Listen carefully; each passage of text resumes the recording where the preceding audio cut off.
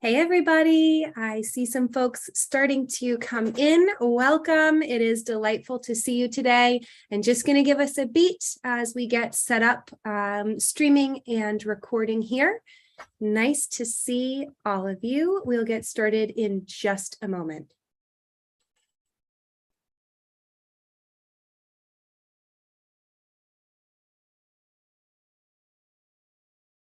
All right, looks like we are all set up and ready to go. Greetings, everybody. Really wonderful to see you. Welcome, everyone. My name is Georgina Donahue, and our amazing guest today is Anand Arivukkarasu, a product leader, investor, and coach. Today, we are going to be talking all about measuring success, no matter what phase your product is in. So I'm so delighted to see all of these names coming in, people saying hello. Hi, Michelle. Hi, Heather. Hey, Viv, Jason, Lorraine. Nice to see all of you. As we're getting started, say hello in the chat by telling me your favorite Halloween candy. I personally I go for the classic. I go for a mini Snickers every time, but what is your favorite Halloween candy in the chat? We're going to do some speedy housekeeping. So please keep your tray tables up and seats in a full upright position. Just kidding. But you may know the drill. Please do keep your questions up. If you have any questions for our expert guest, there's going to be a question and answer portion at the back quarter of our time together. So use that Q&A box down below during the session to log your questions. That's where I keep an eye on to make sure that I flag them for Anand. The chat box that's currently full of candy right now, mini Twix for the win. That's a great choice, guys. That's a really good place to have kind of ongoing peer discussions as we're learning together in this session. So I encourage you to hang out there.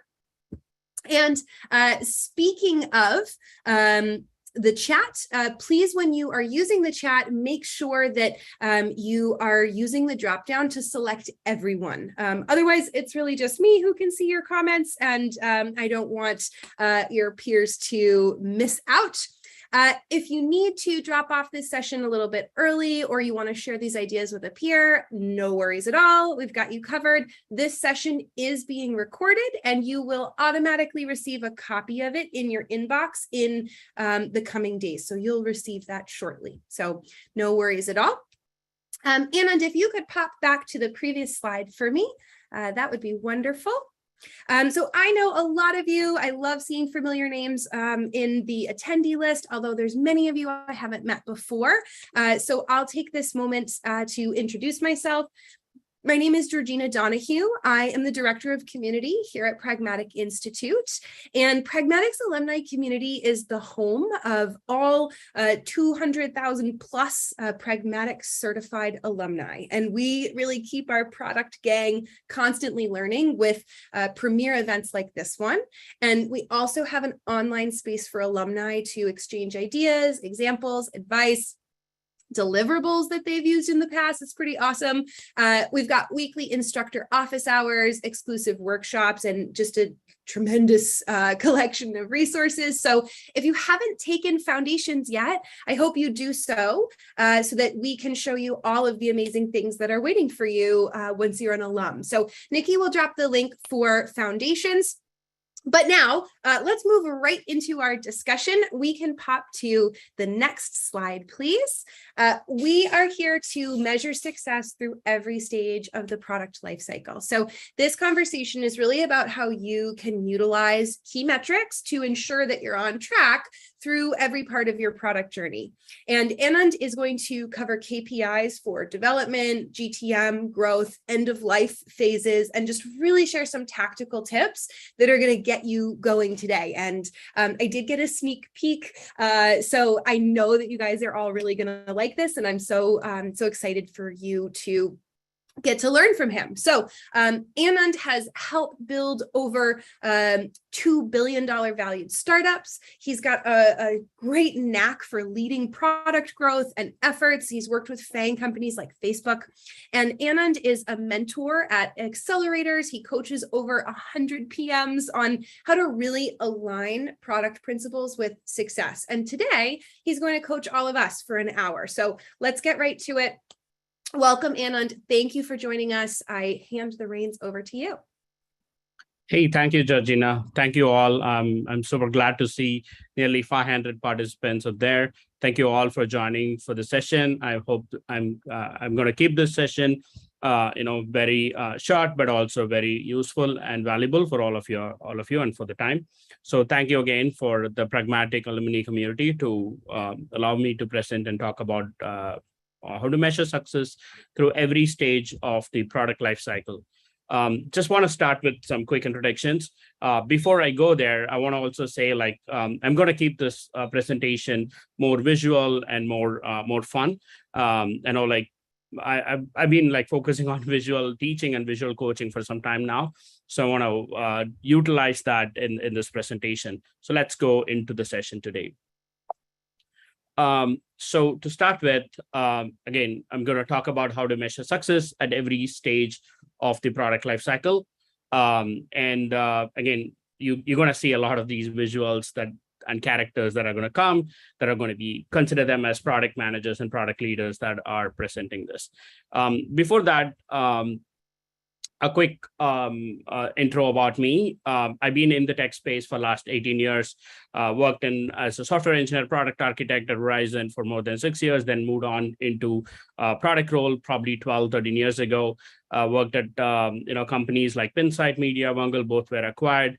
And then I went on to work at Facebook. I worked with them as a product growth leader for almost 3.5 years, worked at both products like Messenger, Instagram, where I really understood all the nuances and then also started understanding how to be a product leader as well. And then I went on to build companies and lead companies as the head of product, VP of product. The first company that I built is called Grin, which is in the creator economy space. They're valued at $1 billion today. And then I've been working with Refocean for almost 2 years. And then recently I have an offer from TikTok as a product leader, and I'm evaluating that. But on the side, I've been coaching and advising and investing on startups. Currently, I've invested in 9 startups, and mostly my role is a product advisor. So that's what I'm doing. Other than that, I'm also helping PM candidates in different mentor spaces where I help them coach on different aspects, including product management, product interviews, and product analytics and all of these. So super excited to go in for the session today and help you as much as possible. Just to give you an agenda, what I'm going to cover today in a very quick 3 steps. The first area that I'm going to focus on is broadly talk about what this product life cycle stages are. How do you understand it? What does this model mean? And how do you really apply this model? So we'll start from there. And then the second thing I wanted to talk about before really going and deep diving into how to measure success as a PM in different different stages, I want to focus on something called goal and the user journey funnel. Understanding that is very critical in understanding the measurement of success and understanding the key KPIs and metrics that you want to focus on. So let's start from the first part, right? Again, going into the details of the product lifecycle stages. Many of you may already be aware of what a product lifecycle stage is. So I created this visual diagram, which is explaining the different stages and the curve over which how your product goes through. And one side you have the users and the other side over time. So like every product, you have a development phase, you have a launch phase, you launch the product or you introduce the product to the market, and then you focus on something called product market fit. It's the point at which whether the product that you're providing is actually meeting the needs of the customers or the users, and they're finding value and they want to pay for it, they want to come back for it. So that's the point of product market fit, beyond which you want to accelerate, your product accelerates in growth. And once it reaches a certain point, you've captured a certain percentage of the market, and then you reach a product maturity, and then you decline. In my mind, this is more of a theoretical model. Many products follow different cycles. There are products that go into the growth phase and then they tank after that. There are products that go into maturity phase, and then all of a sudden we open up or uncover some feature areas that will give another set of acceleration before decline happens. Also, from a time standpoint, it completely varies by product, right? Not all the products follow the same cycle. Some products have a much shorter cycle, some products have a much longer cycle. So consider this as more of a theoretical model, but there's a lot of practical implementations of this model in your day-to-day product life.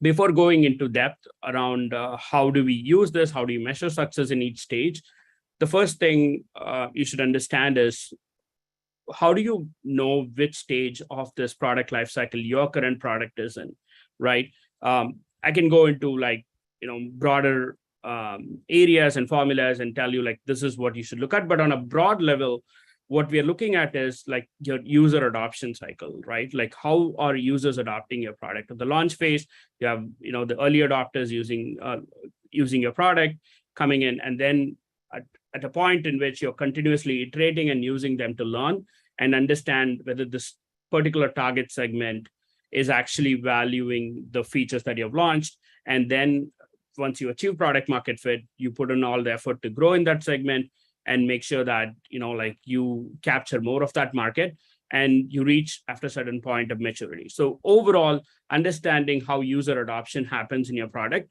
and how the users engage in your product. And eventually, for some companies, this means sale, that they buy the product and use the product, is how product life cycle stage can be determined. Again, there's a lot of nuances in this. If you're a SaaS company that is focused on subscription, the idea is slightly different. If you are, let's say, a B2C company or a consumer-to-consumer company, then you are actually the parameters that over which you will decide which phase you are in are slightly different. So without going into the too many details of this, I'm going to go into explaining what is understanding goal, mission, and objective mean. We'll come back to this product life cycle and stages as well. The reason why I want to touch on goal, which is the foundation over which you can measure any success, right? There's actually two things in any given product. One is called product mission, another is called the business objective. What does that mean? So it's very foundational, but it's actually very, very important to understand. Product mission explains why the product exists, right? The foundational purpose of your product. What user segment does it help, or where does it provide value? What unique problems does it solve? What differentiation does it have, right? The why behind your product. It's very important to understand the product mission of your current product. Many companies do come out with a product mission statement while launching the product, or keep having this, or have a proper statement. Or some companies don't even have one. But having a product mission is foundation to understanding to measure success, right? Without understanding where we are going, we cannot measure success. It's as foundational as this point, right? So understand the why. What is very important. And if you don't have, let's say you're a product manager and your product doesn't have a product mission statement, it's important that you bring an alignment and create a product mission statement. The second thing is business objective, right? Business objective is, what does the business wants the product to focus on at any given time in the product lifecycle, right? So at some point, the business will want the product to focus on user acquisition. At some point, it'll want the product to focus on engagement. Maybe another point, it wants to focus on monetization. Good example, WhatsApp, right? WhatsApp has amazing amount of users, amazing amount of engagement. So they're continuously pushing WhatsApp to focus on monetization because it doesn't have a good monetization strategy yet. So depending on the phase of the product and depending on what the business thinks the product should focus on, we create a business objective.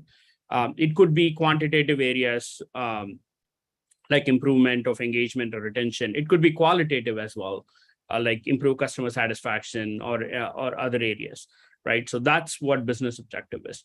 And just to make it very clear here, right? Product mission doesn't change over the product life cycle, right? Product mission starts in an area and you want to continue to focus on and improve. You want to keep that trajectory, right? So this is what the product serves, and you don't change it quite often. So pretty much it stays the same, right? Facebook, for example, they've kept their product mission for almost 10 years the same, and then eventually they changed the mission. TikTok's mission probably is to inspire creativity and bring joy and things like that, right? Whereas business objective can change depending on the life cycle, depending on the quarter, depending on the year. So that could change. So in order for you to measure success at any given point in your product, you should foundationally understand these two principles, product mission and business objective. Let me go into talking about the second part, which is very important to understand before we talk about how to measure success, which is called understanding the user journey, or people call it the user flow funnel, or some people call it the RM funnel, which is actually like the journey over which the user goes through the product, which starts from the acquisition phase, the activation of the user engagement, where the user is finding value, the user retention, where the user is coming back again and again, and the user goes to refer your product. And then finally, you're able to get the user to pay for the product, right? Just going into the details here, not all the products will form this user journey flow or user funnel flow, right? It depends. There are some products that might have monetization way ahead in the as part of their activation. So without paying, you cannot get into the product or use the product, right? So there is nuances in which how this funnel approach can be applied to different products. But this is an overall, again, a model that can be used to understand how users go through different parts of your product and where does the user or the user cohort are currently in which stage of the product, so that you understand how to measure success in the overall product level. Just to quickly reiterate what are this funnel, again, AAE, RRM is a good way to think about this. Again, acquisition is like understanding how many users are discovering the product or what channels they're coming into the product. Activation, some products will have something called user registration process or user login creation, or like some process will have an initial payment or credit card update. So understand what your activation part of the funnel is, and you want to measure how many of these users are coming into that part of the funnel and using it at that particular time. Engagement, this is the most important part of your user usage funnel. Engagement is where actually users find value in the product, right? So people say that it's not just the number of users that are coming into your product, how many of the users are coming in, but how many users are finding depth value in your product, and how much value they're getting out of the product is what you want to constantly measure. And that's what engagement is. The next step is retention, right? Are these users coming back to use the product again and again? And at the same time, are these users talking about your product to others? Are these users referring your product to others, sharing about your product to others, and constantly promoting your product, become your evangelist, right? Last but not the least, if your monetization is part of the last part of your funnel, are these users paying for the value that they're getting out of it, right? Are they willing to pay for it? Are you able to get, without that monetization layer, the product becomes not sustainable. So how are we going to do that? Either direct monetization, either from the customers, or there are some products will have indirect monetization like ads and other ways that they can monetize as well. So this is a very important way, part of the, this is an important concept that people have to understand for you to really understand how to measure success in different stages of the product. Let me go into connecting these two concepts, right? So on one side, I spoke about the product lifecycle stages. On the other side, I spoke about customer journey funnel. How does this all come together, right? So this is how they come together. These are two parallel things that are happening, right? So product is going through every stage from the launch to the growth stage, to the maturity, to decline. But users are also going through the user journey funnel in each and every stage, right? Like when you launch the product, users are still getting acquired, they're getting activated, they have engagement. That's what you're checking. And then as you go into growth, still new users are coming into your product. Later users who adopt the product later in a mature stage, they also come into the product. So the user journey is constantly happening in each of these funnels, and the user cohorts are going through your product, no matter which part of the funnel your product is in, right? Which part of the life cycle stage your product is in. So that's how these two concepts come together, right? Again, but what would you prioritize among these to measure success will vary depending on the stage, which is what we will be talking about next. Hopefully that's very clear, right? So let me walk through the funnel. What does these mean? What are some of the KPIs and metrics we should understand and measure before we go into each stage and understand what that means, right?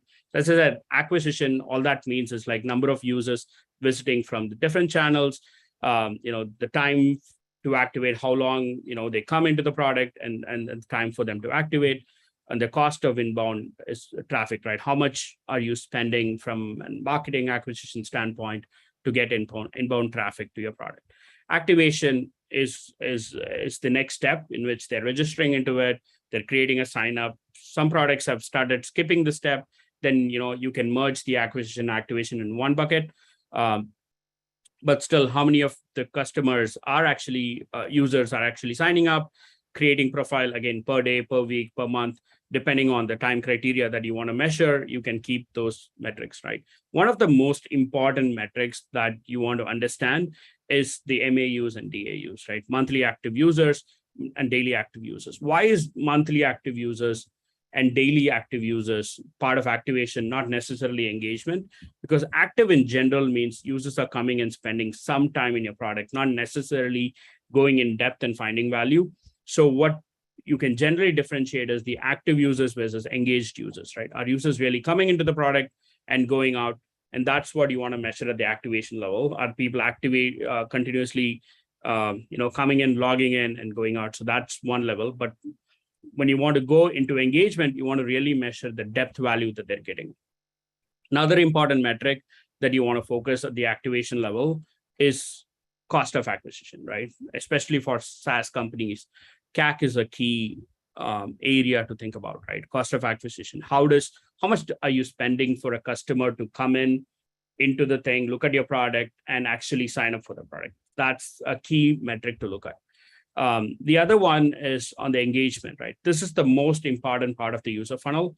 This is the place where you really connect it back to the mission of the product to see whether the users are finding value in your product or not. Broadly speaking, right? I can talk about engagement metrics all day. There's a lot of nuances in it. It varies by the product type, product category, and what you should measure in different products and what makes sense. What is key metric? What is a vanity metric? Those are all important. Let me give you some examples, right? So at the foundational level, right, engagement has 3 dimensions. One is the length of engagement, depth of engagement, and then the third dimension is frequency of engagement. What does that mean, right? Let's say take a product like TikTok. You want to measure length of engagement is like how much time the users are spending in the product, right? It's an infotainment product, it's an entertainment product. So you want to measure the time spent in the product. You want to see how long they're spending time. You want to see how much they're engaged in the product. And then depth of engagement is what are the depth of activities that they're doing in the product, which includes the likes, comments, and shares that they're doing, right? So that's an example of the depth of engagement. A frequency of engagement is something like number of sessions that they're coming in per day, per week, and the session, including the session length, right? So those are things to think about. But imagine a SaaS product.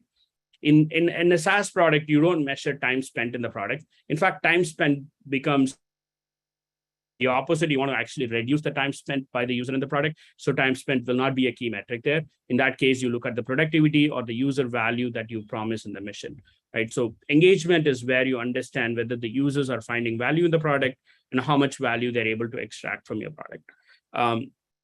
On a broad level, you look at the total actively engaged users over the active users or users who are coming in. That's what you want to measure at the funnel level. Again, going to the next 3 stages.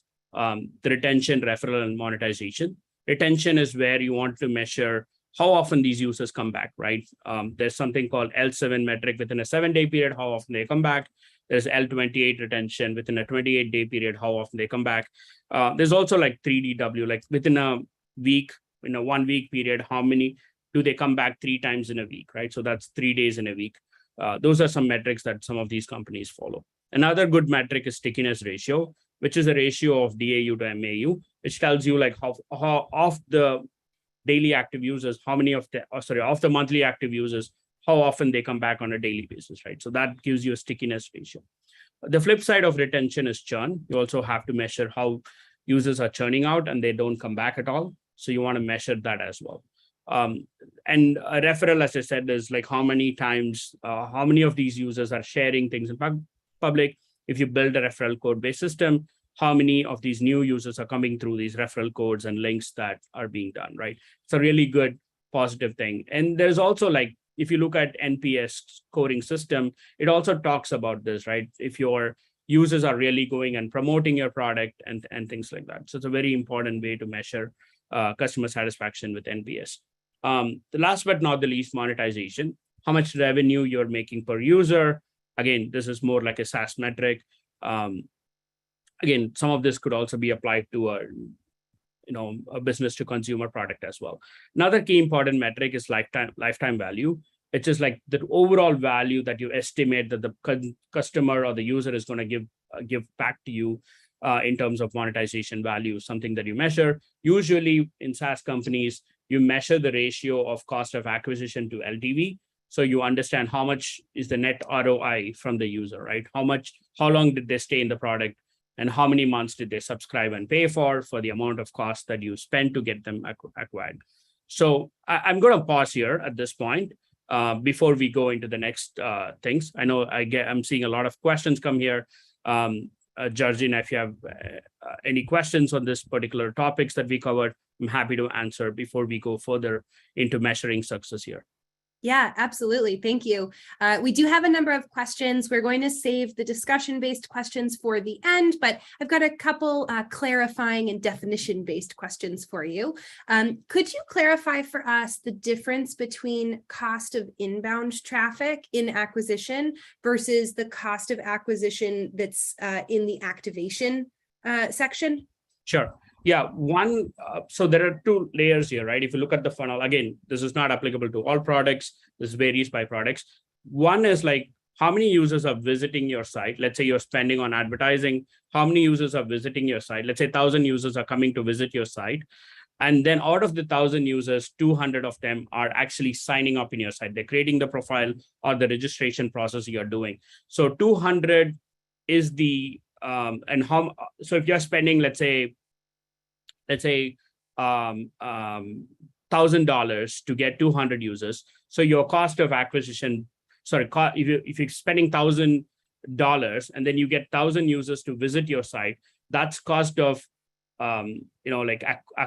it's the first level of the cost of the traffic to the site, right? Like, so you're spending almost $1 to get a user, but for you to get that user to be activated, only a part of that will get activated, let's say 20% of that. So then your cost of acquisition is $1, but a cost of activation becomes $5 in this case, right? So because only a part of that user goes to the next step of the funnel that you intend them to go to. Does that make sense? I think that sounds great. Thank you. Mm-hmm. Let's see. We had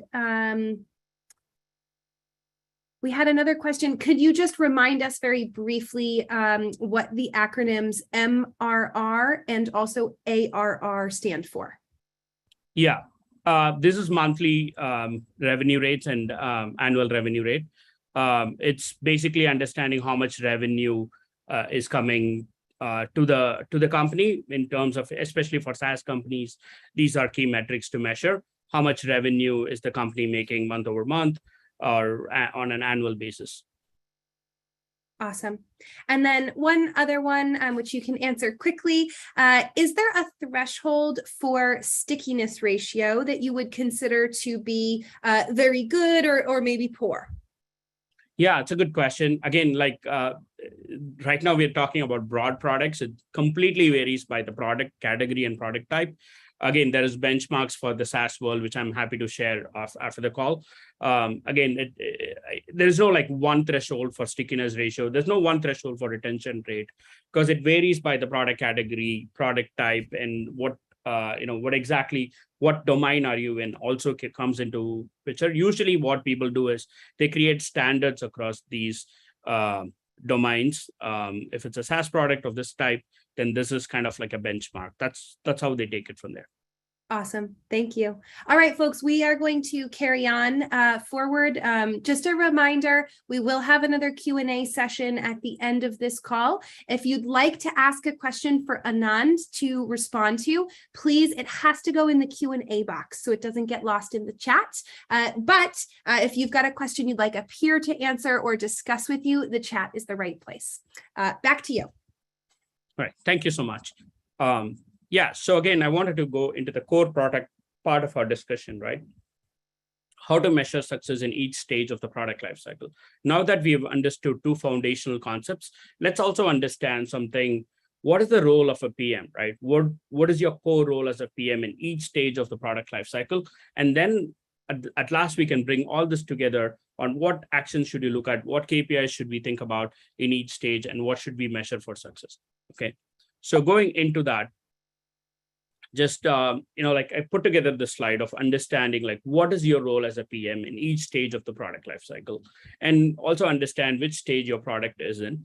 Again, going from the left to right here, at the development stage, you are a problem owner or a product owner, right? So that's what you are. You're looking at the problem discovery phase, understanding the different problems of the users, or the different segments that you want to focus on, prioritize the right needs.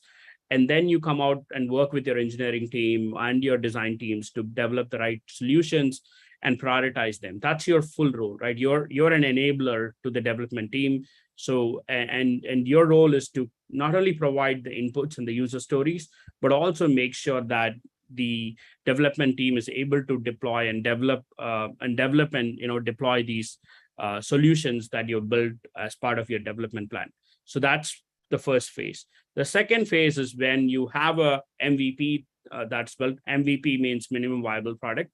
Let's say you build a MVP solution, and at that stage you become a user expert or a product expert, where you want to constantly understand the users and iterate on the MVP or the product that you've built to become that user expert and make sure that you are satisfying the needs of the user, right? Providing them value and what need that you're satisfying. Are you satisfying in the most possible differentiated way, giving them delight for the end user? So that's what you're measuring at that stage, being a product expert, being a user expert at that stage.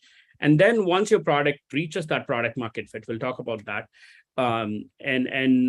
Your role becomes a growth hacker, right? What are some of the growth hacking techniques that you will use from that point to help accelerate growth of your product in the target segment and capture as much market share that's possible? And as you go through that phase of growth, then like you reach a certain phase. Let's say you have 40% of the market and you pretty much feel that you're reaching a point of saturation. Then you go into an area called the maturity phase, where your role is a retention specialist. You want to make sure that the users who have come into your product are using it regularly and they're coming back to use your product. You might be, as I said, like this is not the exact funnel. You might do development all through these phases as well. So you're continuously iterating and improving even at the maturity level, but maturity stage. But your goal there is to be a strong retention specialist. You have already captured a certain part of the market share, and you don't want to lose that market share to disruptors or newcomers. So you want to make sure that you cater to those customers, provide value continuously, and be a retention specialist. And then sometimes we don't know, that doesn't happen, and the product might lose users and it might start going into the decline phase. Right? Again, or sometimes you as a product person is given a product that's already going into a decline phase. So any of that could happen. In that case, your role there is to be a pivot strategist or an expansion strategist, where your current product has saturated its need and users are not finding as much value, then how do you actually expand and build areas onto your product, or find new areas to go into, or at sometimes the business might ask you to sunset the product as well. So that's the phase where your role is a pivot strategist or an expansion strategist. Understanding what your role is in each stage, along with, as I said, the goals, the user journey, and the funnel, is very important for us to measure success in each stage. Hopefully that makes sense.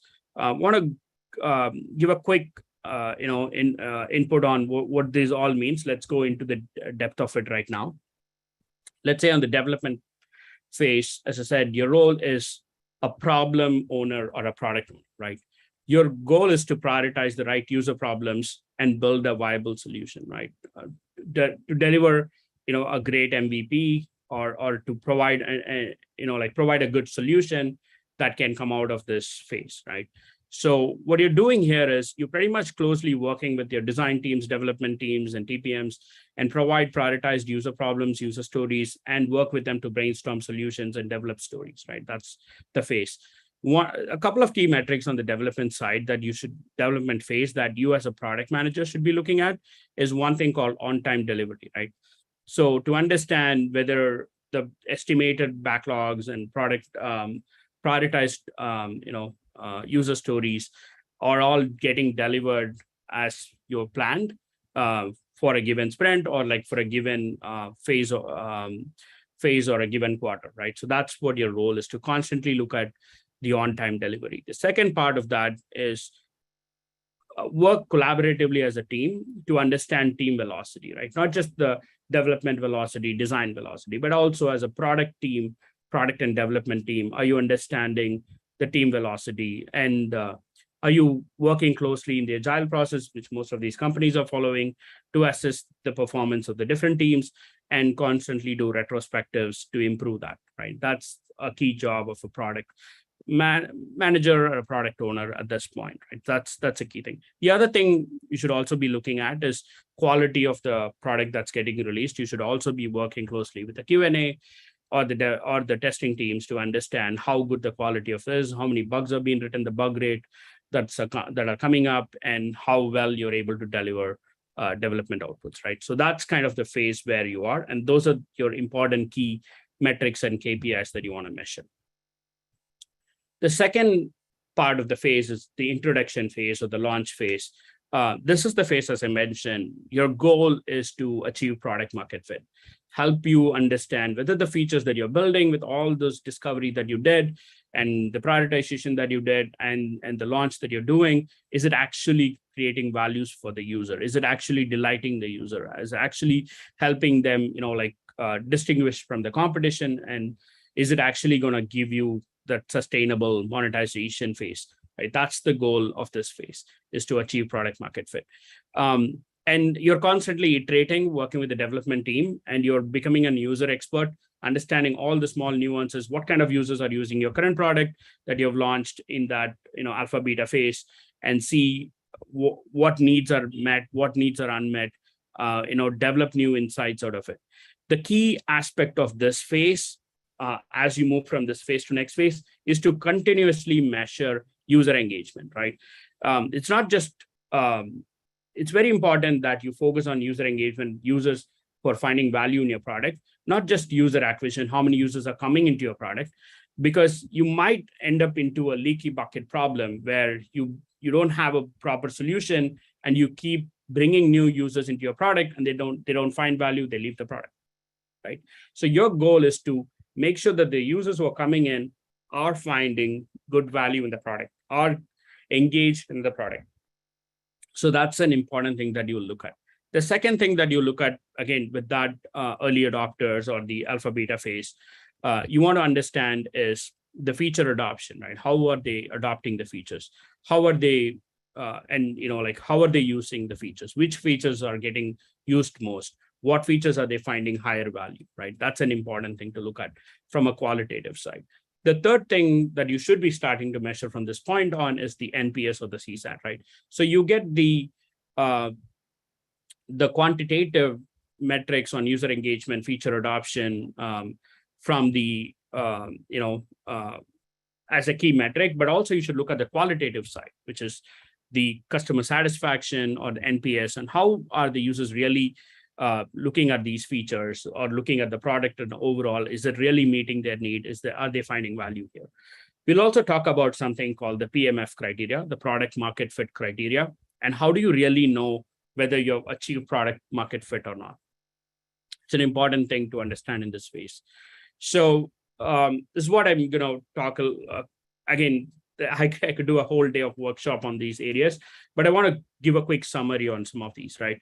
So product market fit, what does that mean is it's how well are you able to serve the needs of your target customers or target users with the solutions that you have built, right? How well are you able to bridge the gap, right? You're building a solution with your value proposition, with your features and UX and all that. And then on the other side, the customers have different needs, and some of them are high priority, low priority. How are you able to identify? How well are you able to solve for that? And then the more you solve that, the more you're able to build a product market fit product, right? So that's kind of like the phase that you're in. So there are many popular methods, but there's no one standard method to measure product market fit. One of the most common methods that people talk about is the Sean Ellis survey method. It's called the 40% rule, right? What they do is they send a survey out to your actively engaged users, and they expect 40% of your engaged users to say they will be disappointed without the product, right? If the product is removed tomorrow, they'll be very disappointed because they don't have a substitute for that. So that's one of the ways to do that. There is also a method called cohort retention rate. So they also look at the retention of cohorts. They're coming back or not, how often they come back, are they finding value? Again, a healthy number is at least 10% or 11% have to come back regularly. Again, it varies by the time period, varies by the product category and product type. The third, there's another metric that people also use in a very thumb rule way, is use the NPS itself and see if the NPS is in a positive case, it's in a plus 30 consistently. And then they say like your product has achieved product market fit. Some people use the referral method, which is how many of your users are actually actively engaged users are going and talking about your product, are referring your product to others. That's another metric. Again, 30%, 20% varies by the company. So referral method is another one, right? So many of these methods you can use depending on the product category, product type. You can talk about this. But at the core of it, what is your earliest indicator that your product is achieving product market fit? And that's why I said engagement is at the core of it. If engagement is happening well, the users are finding value in your product. Let's say in an entertainment product, they're spending more time. Let's say in a SaaS product, they're getting the value. Let's say if it's a product like HubSpot, that like the core engagement would be like how many leads they're able to generate, right? So are they able to get that value out of your product, right? That's what you want to measure. And that earliest indicator is what you want to focus on. If that is really good, let's say if 100 people come to your product and 80% of those people are finding value in your product, that's a good thing, because eventually all these 80% of the people will give you like a positive NPS. They will refer your product. They will come back to your product. They will, say that without your product, they'll be disappointed, right? So that's kind of like all this will be satisfied if you focus on the earliest indicator that users are finding value in your product. And that's measured by engagement metrics, which then follows by retention, referral, and other CSAT as well. Hopefully that's clear. And then again, this is a whole topic that I can take an entire workshop on. The next thing is, next phase as you go, after you achieve product market fit, is the growth phase, right? Where you're a growth hacker there. Again, the core area here is to continuously mine data to uncover patterns and gain insights. Of late, probably you've heard a lot about this product-led growth or even product growth as principle. I was a product growth manager at Facebook for almost 4 years there. So there's a lot of nuances that you want to apply on top of the product that has achieved product market fit to scale. There's many principles. There are more than 13 principles on product growth. Like there are things like use partnership as a way to grow. Use understand where your users are hanging out. Bring your product to your users. Like for example, honey.io is a good example. They created a deals website like anybody else. but users were not coming to that. They created a Chrome plugin that was at the point of purchase. The Chrome plugin would give you a coupon code, and then they were able to get millions of users. And then that company got acquired eventually. So understanding what are some of the product growth principles, and put your growth hacker hat, and then look at how do you really accelerate now that your product has achieved some level of product market fit. How do you accelerate growth? How do you get more of the market share? That's what you should be looking at this stage. Again, constantly perform growth experiments, and remove friction in the funnel when people are onboarding and things like that, right? Those are the key actions to think about. The metrics at this phase, again, constantly look at your engagement. Never take your eye off engagement, because that's where users are finding value. But at this stage, you should also look at things like percentage of market share, customer acquisition rate, the churn rate and retention rate. Also things like referral rate. Are they organically referring your product to other people, right? So those are important things to consider and understand. Again, the fourth stage, maturity. Your product has reached maturity. It's got, let's say, a certain percentage of the market share, and it's not growing at the same phase that it used to grow, and the growth is slowing down, and you're not able to find new customers and new value propositions in your product. This is the phase where your goal is to understand how your current users are staying in your product and not leaving your product. You wanted to make sure that you're able to find new ways or new value propositions that you can build quickly, and that has high ROI, that can get you back into a growth trajectory, right? That's should be your goal. At the same time, prevent users from leaving your product to disruptors or other competitors. That's kind of the key thing, right? A lot of the people use, on the SaaS side, people use techniques like lock-in periods. They lock the users for a longer period, yearly agreement and things like that. But even at the product level, you can build features in the product that makes the users retain, right? You integrated your product with other solutions that they use, so they kind of become part of the ecosystem, and they remain longer period in your product. That's your goal. Again, your goal is to constantly identify new value propositions, even find new user segments, so that you can constantly grow and improve. But if that's not happening, at least make sure that your users are retained in your product, and the revenue and the average revenue per user and the overall revenue and the retention rate is not going down. At this stage, you also want to understand what are the new features you want to develop, as I said, and see if there's an adoption rate that you want to focus on. Last but not the least, as you're entering into the decline phase, you are wondering like, hey, what should I do here, right? Again, there is two options here. Your goal is to determine the best outcome. One is, again, be a pivot strategist, be an expansion strategist, find new areas, identify quick wins that you can build on, and then find a way for your product to evolve into capturing new audience. Or it might be said the business is not able to sustain new development and all that at this phase. And at that stage, you have to understand that your mindset should be around how do you phase out or sunset gracefully, right? How do you make sure that the users are there's a win-win that you create between your user and the product when you're sunsetting as well. These are some things that you need to be looking at. And at this point, as I said, right, one is like focus on enhancements that have high ROI, so you're able to sustain that. At this point, your revenue is slowing down, so you got to also understand burn rate, which is how much of the money that you're throwing for development, R&D, and other things. At the same time, what amount of money comes in. So you have to constantly be looking at that and make a decision around sunsetting and all that.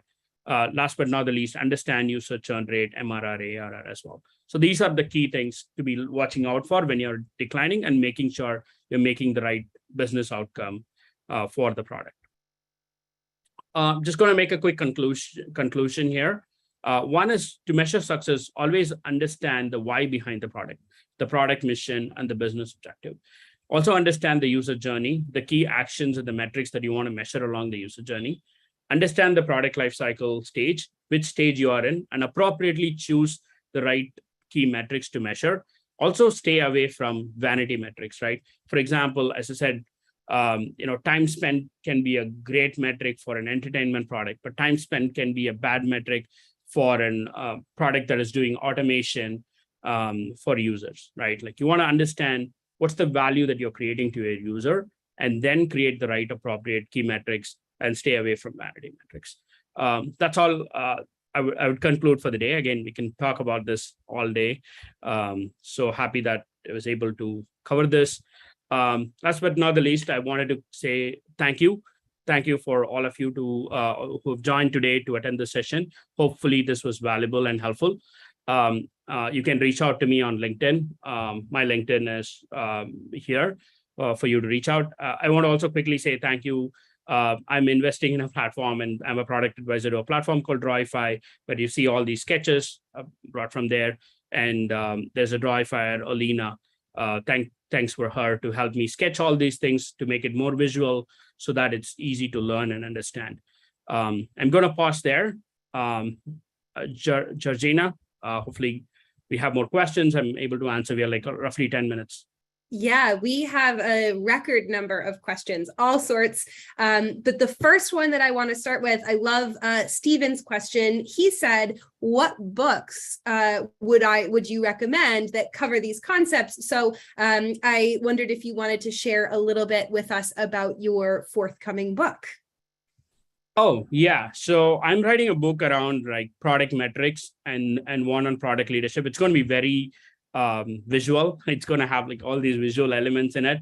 I think like expected like early part of next year, so to be launched, and I'll definitely Georgina, I'll send out the message for people to take a look at it. It's not going to have a lot of text. I don't believe in reading a lot of text myself. I am a very visual learner myself, so I'm keeping it short, second, and very to the point. There's one book called The CPO's Guide that's coming up, and another one that I'm focusing on is product growth and metrics. So that's the book. That's awesome. Thank you for sharing. And I know that there's a lot of excited people in the chat and comment section that are going to be really excited to see that coming. And we did get a couple questions specifically requesting the tool that you used for your slides and your graphics. So the answer there, folks, is Drawify. So thank you very much for sharing that. All right, I'm going to jump in. We've just got a couple minutes for a lot of questions here. So one kind of larger theme of questions that came in was about how to translate some of these best practices and these principles into a purely B2B context, especially around engagement, because user frequency or user base might be smaller. So do you have any tips on that? Yeah, no, yeah, it's great. I've worked in B2B SaaS companies, so many of this is actually applicable in a lot of B2B setting. So there are two things here, right? Like one is, there are two questions that was asked. One is like, how do you understand some of this? So like always understand what user value, end value that you're providing to your user, right?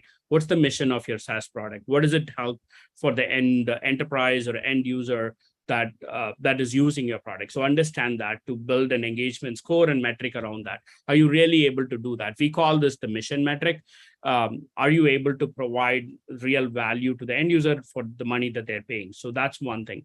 That's one part of the question. The second part of the question, I think, can you repeat that second part of the question, please?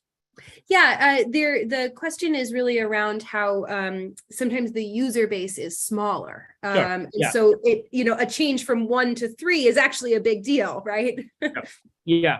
So to answer that question, again, like the market size is definitely small. There are two parts to that question. User size being small helps you and also has problems. Like one is like, so if I do a B2C product, which is end user product, there is very less qualitative feedback that I can get, right? What I do usually with B2B SaaS products is form a customer panel, right? Like 10 people, 20 people and all that. That can constantly help you provide that direct input, which may not be possible in a B2C setting all the time.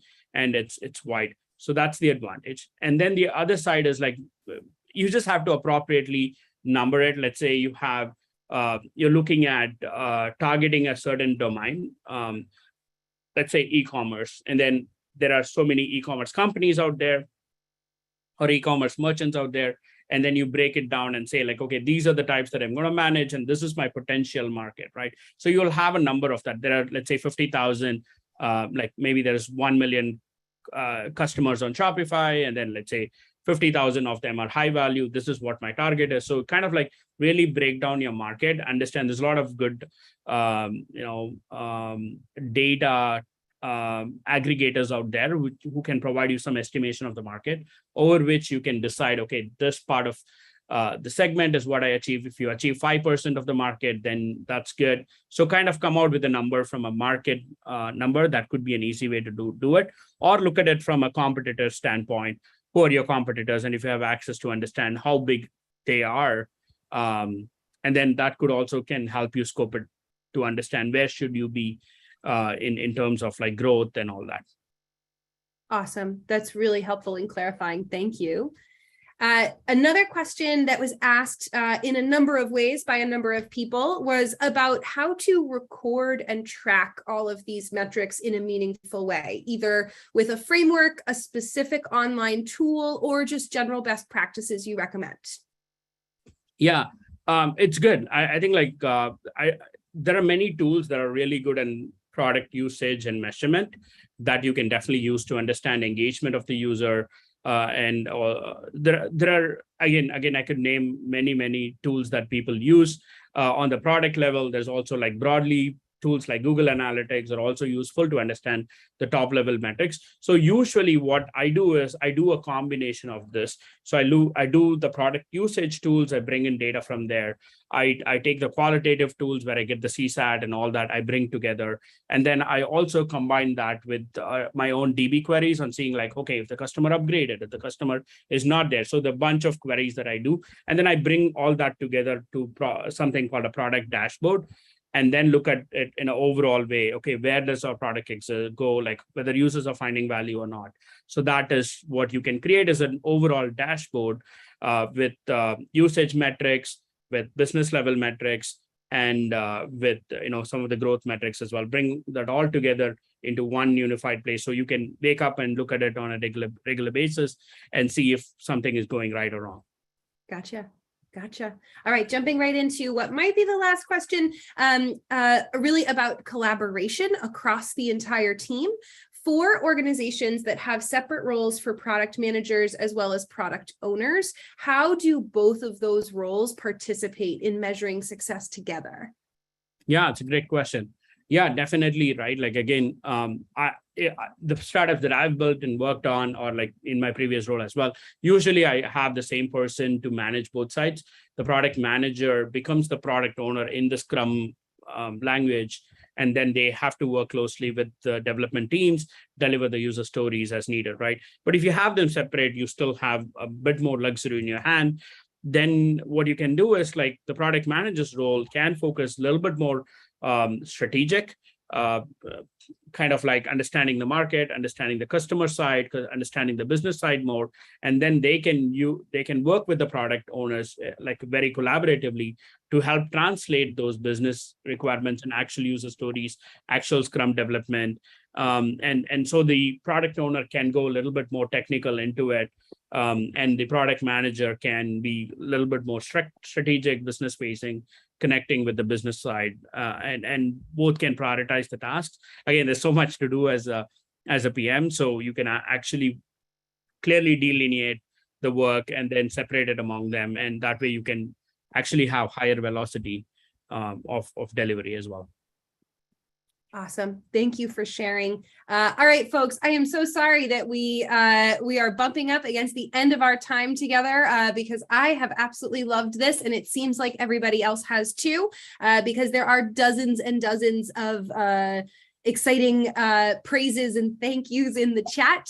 So Anand, thank you so much for sharing such wonderful info with us. If you enjoyed this, please join us next time. We are talking to Sandy Olson from Microsoft about how your asset assessment can help you with your competition and positioning. So in the meantime, please go follow Anand on LinkedIn, connect with him, follow him. I know that I count him a very potent follow. Thank you so much for being here with us. Thank you so much. Thank you again, Georgina, for the opportunity. Thank you all for joining today, and hopefully this was all helpful. And please feel free to ping me or message me or connect with me to know more or any of these areas. Thank you.